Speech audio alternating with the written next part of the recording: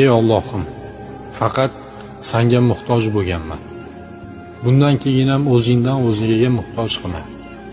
Faqat Sanga ishonganman. Bandalaringga ishonishga bir sabab topa olmaganman. Faqat Sanga tavakkal qilganman. Berayotgan sinovlaringni yengillashtirib bergin. O'zing aytgansan, sabringdan ortig'ini bermayman. Hammasi yaxshi bo'lib ketishiga bir imkon bergin. Yaxshilik eshigini ochgin. So'rasam faqat o'zim uchun so'ramayman. Oila a'zolarim, yaqinlarim uchun so'rayman. Sani azobingdan qo'rqaman.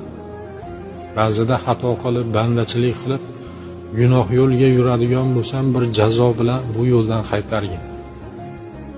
Sanga qarshi chiqib, do'zaxingda yonishdan qo'rqaman.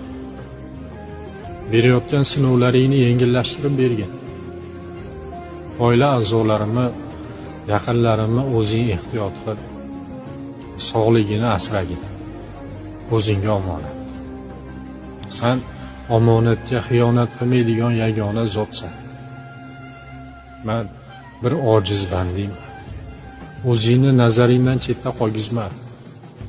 Shaytonga sherik bo'lishimga yo'l qo'yma.